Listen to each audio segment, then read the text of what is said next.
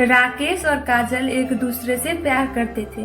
राकेश के कहने से उसकी माँ मीनल काजल से मिलने को उसके घर जाती है और उन दोनों की शादी तय कर देती है। देखो जी, बच्चे तो एक दूसरे से पहले ही मिल चुके हैं और अब तो हम लोग भी सभी से मिल ही चुके हैं। आप कहें तो बात आगे बढ़ाएंगे। हाँ जी, अब जब मिलना मिलाना हो ही गया है तो बात फाइनल ही कर देते हैं।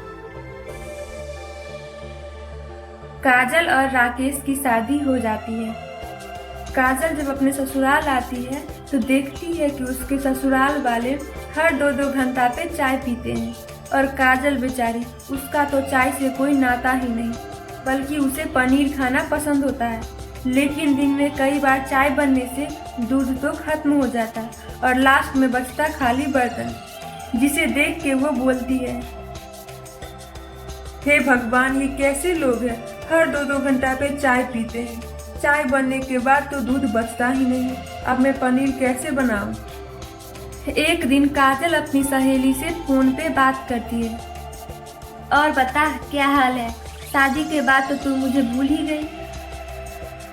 अरे मैं तुझे भूली नहीं हूँ, बल्कि मुझे तुझसे मदद चाहिए। हाँ बोल, क्या बात है? तेरी ये दोस्त तेरे लिए हाजिर है। तुझे तो पता ही है मुझे पनीर कितना पसंद है। अरे हाँ, मुझे ये कैसे नहीं पता होगा। राकेश के बाद तो तेरा दूसरा प्यार पनीर ही है। चल बता, किसने बुरी नजर डाली तेरे पनीर पे? मेरे ससुराल वाले। तुझे पता है, ये लोग दिन में 10 बार चाय ही पीते हैं। उसके बाद पनीर फाड़ने के लिए दूध बचता ही नहीं, जिस कारण से मैं शादी के बाद पनीर चखी भी नहीं हूँ। तो इसमें कौन सी बड़ी बात है? या तो तू पनीर मार्केट से ले आ और नहीं तो दूध ज्यादा खरीद। मुझे मार्केट का पनीर पसंद ही नहीं, उसमें घर में बना पनीर जैसा स्वाद कहाँ।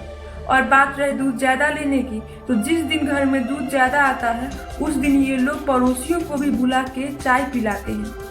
इनका तो मुझे कुछ समझ ही नहीं आता। इन लोगों को तो बस चाय पीने का बहाना चाहिए। अरे बाप रे, अब तो लगता है तेरे मुंह से पनीर गया। भूल जा तू पनीर का स्वाद। मेरा मजाक उड़ाना बंद करो और कोई उपाय बताओ। जबकि सीधी उंगली से ना निकले तो उंगली टेढ़ी ही करनी पड़ती है। वो दोनों काफी समय तक बातें करते हैं। उसी दिन शाम में काजल की सास मीनल से उसकी सहेली कमला मिलने आती है, जो घरों में कलेश कराने में माहिर होती है। और बता मीनल, कहीं दिखती नहीं। पहले तो तू कहती थी घर के काम पड़े हैं, उसे जाके करना है, पर अब तो तेरी बहू है करने को, फिर भी तू आजकल बाहर नहीं निकल रही। बहू ने तेरे पैर घर के खंभे में बांध रखे हैं क्या? ऐसी कोई बात नहीं, अब तुझसे क्या छुपाना। बहू नई नई आई है, इतनी जल्दी मैं उसके सर पे घर का बोझ नहीं डालना चाहती। मुझे नहीं बनना वो सीरियल वाली सास, मैं तो एक अच्छी सास बनना चाहती हूँ। अरे भाई, इतनी देर हो गई, कुछ चाय नाश्ता तो पूछो। बात करते करते तो मैं भूल ही गई। तू यहीं बैठ, मैं अभी चाय बना के लाती हूँ। तू क्यों जा रही है? अपनी बहू को बोल चाय नाश्ता बनाने को। उसके हाथों में क्या मेहंदी लगी है? अभी तो उसे किचन में क्या चीज कहाँ पे है पता ही नहीं, फिर उसे क्यों परेशान करना। मैं लाती हूँ ना चाय बना के। अपनी बहू को इतना भी सर पे मत चढ़ा, उसे सीखने दे घर का काम, नहीं तो बाद में तू ही पछताएगी। फिर न कहना कमला ने बताया नहीं। अच्छा बाबा, ठीक है, काजल को कहती हूँ मैं चाय बनाने को। कमला के बार बार कहने से मीनल काजल को चाय बनाने के लिए कहती है। सुन बहू, मीनल आई है, इसके लिए चाय बना देना। चाय में अदरक ज्यादा डालना, इसके लिए चाय अच्छी बनाना, नहीं तो ये पूरे मोहल्ले में चिल्ला चिल्ला के अपने घर की और खासकर तुम्हारी बुराई करेगी। जी माँ, मैं चाय बना देती हूँ। काजल चाय बना देती है। कमला चाय पी के अपने घर चली जाती है।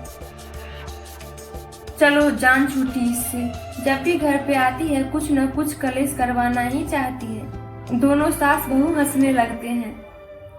काजल मन में सोचती है, अच्छा हुआ मैंने अभी कुछ नहीं किया, नहीं तो ये कमला आंटी पूरे मोहल्ले में हमारी बेइज्जती करती।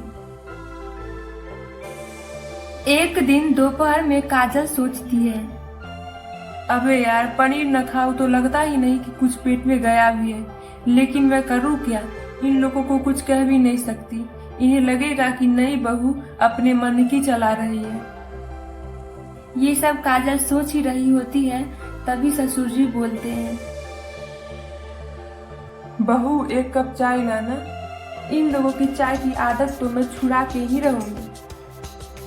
तभी काजल गर्म दूध में नींबू का रस डाल देती है और पनीर फाड़ लेती है और अपने ससुर जी को कहती है, पापा दूध तो फट गया, अब तो चाय बनाने के लिए दूध है ही नहीं। क्या दूध फट गया? पर कैसे? अभी तो मौसम ठंडा है। शायद दूध अच्छा नहीं होगा, पर माँ जी उस फटे दूध का क्या करूँ? पनीर बना दूँ? हमारे घर में कोई नहीं खाता है पनीर, जा उसे फेंक दे। काजल कुछ नहीं बोलती है और किचन में चली जाती है। आखिरकार इतने दिनों बाद मैं पनीर खा पाऊंगी। काजल अब हर रोज दूध में नींबू का रस डाल के उसका पनीर बना लेती है, लेकिन अब धीरे धीरे मीनल को शक होने लगा। चाय के बिना तो मेरा सर फटा जा रहा है। चलो किसी पड़ोसी के यहाँ चलते हैं और चाय पी के आते हैं। मैं बोलती हूँ आखिर कब तक दूसरों के यहाँ जाकर चाय पीते रहेंगे? मुझे समझ नहीं आता दूध हर रोज फट कैसे जाता है। मुझे अब देखना ही पड़ेगा कौन सी बिल्ली है इसके पीछे। ये बिल्ली आगे पीछे ये कैसी बहकी हुई बातें कर रही हो? लगता है चाय न पीने से तुम्हारा दिमाग खराब हो गया है। अरे तुम चुप रहो, मैं क्या बोलती हूँ मुझे समझ नहीं आएगा। एक दिन मीनल चुपके से काजल को दूध में नींबू का रस डालते हुए देख लेती है और बोलती है, ये क्या कर रही हो तुम? दूध में नींबू का रस डाल रही हो? मतलब इतने दिनों से तुम जानबूझकर दूध फाड़ रही थी, पर क्यों? क्या तुम चाहती हो हम लोग चाय न पिए? काजल हार कर मीनल को सारी बातें बता देती है। मीनल हंसते हुए बोलती है, तुझे पहले बताना चाहिए था कि तुझे पनीर पसंद है। इस महंगाई में हम लोग दूध ज्यादा तो नहीं लेते, लेकिन तेरे पनीर के लिए हम लोग चाय पीना जरूर कम कर देंगे। मुझे लगा मैं नई आई हूँ, खुद के खाने के बारे में क्या ही बोलूँ। तेरे मन में जो भी है तू बोल सकती है, और बात रही पनीर की तो मैं चाय मांगूंगी, तुम पनीर देना। दोनों सास बहू इस बात पे हंसने लगते हैं।